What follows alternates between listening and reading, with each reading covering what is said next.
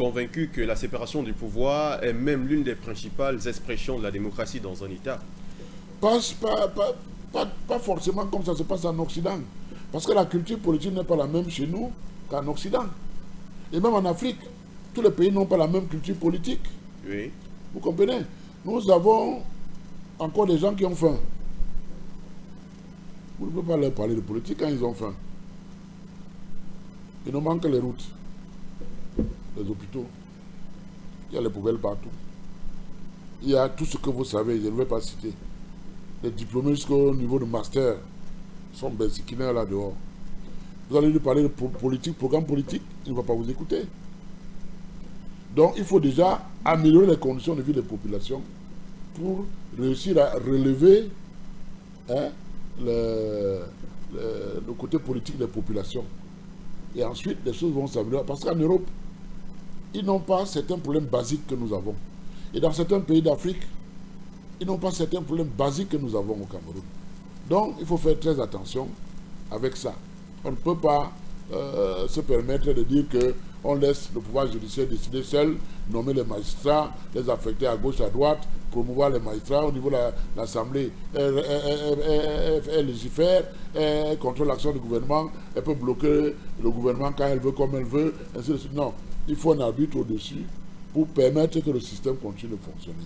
Parce qu'en cas de blocage, nous allons partir de coup d'État en coup d'État, en coup d'État en coup d'État, parce que ça ne va jamais marcher.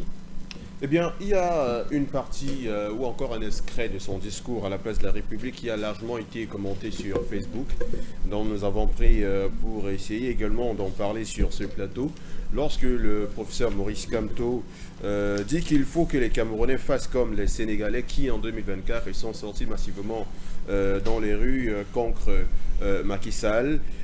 Quel est le message civil là derrière? Il faut également rappeler que il s'en était suivi un peu plus de 50 morts sur le carreau suite à ces différentes manifestations de l'opposition ou encore des militants de l'opposition. Oui, je pense que c'est quelque chose qui a un peu donné des sueurs froides à beaucoup de Camerounais.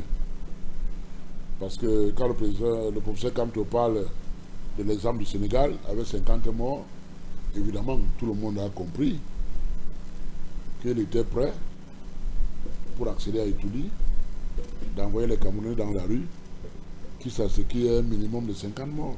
C'est comme ça que ça s'est interprété. Maintenant, est-ce que c'est ça que le professeur voulait dire? Vous savez, je vous ai dit, il faut souvent lire, parce que je suis en train de me rendre compte que le professeur, c'est quelqu'un qui est très profond dans ce qu'il dit. Il ne faut pas lire au premier niveau. Il faut aller dans l'esprit de ce qu'il dit. Je vous relance, je vous relance. Ouais. À vous écouter, on a le sentiment que vous n'avez pas des raisonnements sentencieux comme certaines autres personnes sur la toile qui estiment même que Maurice Kamto s'aligne dans une logique insurrectionnelle. Non, c'est parce qu'ils ne vont pas dans l'esprit de ce qui se dit et ils ne cherchent Oui. pas. Non seulement, j'ai pensé comme tout le monde, hein, Oui. mais je vous ai dit tout à l'heure que j'ai le réflexe de me rapprocher de certains restaurants du MSC pour dire, mais que se passe-t-il? Comment le professeur peut penser à envoyer les gens dans la rue? La réponse qui m'a été donnée est très simple, c'est que le professeur a pris l'exemple du Sénégal comme une détermination du peuple pour les libertés individuelles et collectives. Un encouragement du peuple à s'investir dans la politique pour faire changer les choses. Mais que ce n'était pas un appel à l'insurrection, comme moi-même j'ai pensé, comme tout le monde. Donc, je dis qu'il y a deux lectures. Oui. Pour ceux qui ne veulent pas creuser, peuvent penser que c'est un appel à l'insurrection. Et je ne veux pas leur lancer la pierre. Ils n'ont peut-être pas cherché à comprendre. Moi, j'ai cherché à comprendre. Je me suis rapproché de certains restaurants et je me suis dit, mais ce que le professeur dit là, c'est grave. Ça peut lui créer des problèmes. Il appelle à l'insurrection. On m'a dit non. Le professeur est profond. Il faut aller dans l'esprit de ce qu'il dit. C'est un appel à la lutte des peuples pour les libertés individuelles et collectives. Et non un appel à l'insurrection. C'est comme ça que j'ai pris. Et vous estimez qu'au sein de l'opposition actuellement, il y en a qui seraient prêts à pouvoir sortir pour manifester un quelconque mécontentement par rapport à peut-être un musulman du parti MRC? Non, déjà, par rapport à la question que vous venez de poser, je crois qu'il serait souhaitable que le MRC apporte des précisions. Oui. Parce que moi, je suis allé parce que j'ai voulu comprendre. Mais ce serait bien que, officiellement, le parti apporte des précisions par rapport à cette interprétation, hein, l'exemple sénégalais. Donc, l'autre question, c'était quoi encore là? La question qui a suivi immédiatement après. Par rapport aux manifestations au Sénégal ou encore par rapport... Non, la suite. Oui, la question que je vous posais était celle de savoir, est-ce que vous estimez qu'en l'état actuel des choses, des Camerounais militants du mouvement pour la renaissance du Cameroun seraient prêts à aller dans la rue à la demande du professeur Maurice Kamto lorsqu'on a suivi une telle déclaration dans laquelle on fait parler, on fait surgir les 50 morts qui sont tombés sur le carreau au Sénégal? Je pense que le professeur Kamto ne peut pas donner ce genre de mot d'ordre. S'il donne, il sera mis aux arrêts tout de suite. Non, justement, il ne peut pas donner de mot d'ordre, mais bon, voilà. c'est une il faut déjà être clair là-dessus. Oui. Maintenant, s'il ne donne pas de mot d'ordre, les populations ne vont pas aller sous prétexte qu'il a donné un mot d'ordre, je pense. Oui. Donc, si les populations, et les populations camerounaises, vous croyez, je crois que vous croyez, vous voyez, le Cameroun n'est pas comme le Sénégal. Le Cameroun a eu des luttes d'indépendance avant 1960 avec l'UPC. Et aujourd'hui au Cameroun, il y a des gens qui ont vécu cette période qui sont encore là. Des gens qui sont encore vivants. Moi-même tout jeune, en Baga, mon papa était sous-préfet, on dormait sur le lit à cause du maquis qui allait jusqu'à 1971. Ok? Les Camerounais ont versé leur sang par rapport à la lutte d'indépendance. Le Sénégal n'a pas versé de sang. Peut-être c'est maintenant qu'il verse son sang. Donc les Camerounais ont cette méfiance, cette retenue du fait qu'ils savent ce que c'est avec la lutte qu'il y a eu à l'époque de l'UPC et ne vont pas commettre la même erreur parce que beaucoup qui ont vécu cette époque, qui sont encore vivants, ont le réflexe de demander aux Camerounais de ne pas aller dans la rue pour ce genre de choses. Le Sénégal le fait peut-être aujourd'hui parce qu'ils ne l'ont pas fait avant. Ils découvrent, mais le Cameroun ne découvre pas. Donc la raison pour laquelle je dis le Cameroun et le Sénégal, c'est deux entités différentes où on ne peut pas forcément mettre sur le même plateau. L'expérience politique que le Cameroun a depuis avant les indépendances jusqu'à présent n'est pas la même que celle du Sénégal.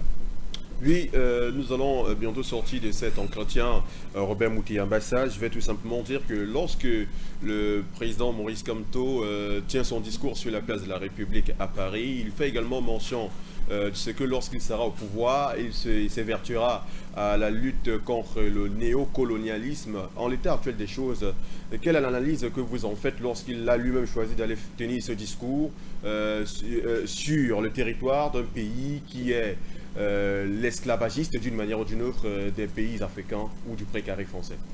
Ben, vous savez, quand on est debout à la place, sur la place de la République, et qu'on prend l'exemple du Sénégal, et qu'on félicite le pays de l'AES, c'est un message indirect qu'on envoie aussi à la France. Mais je n'ai pas envie de rentrer dans la sorcellerie politique pour développer ça tel que moi je conçois, tel que je vois. Parce que vous savez, la France est en difficulté avec ces pays, les pays de l'AES aujourd'hui. Aller sur son territoire et féliciter l'AES, il faut aller dans le détail pour comprendre un certain nombre de choses que je ne veux pas développer ici parce que je pense que là, nous rentrons dans ce qu'on appelle la sorcellerie politique. Je n'ai pas envie de faire la sorcellerie. Donc vous ne voulez pas fouiller dans le sac des gens? Non, pas du tout.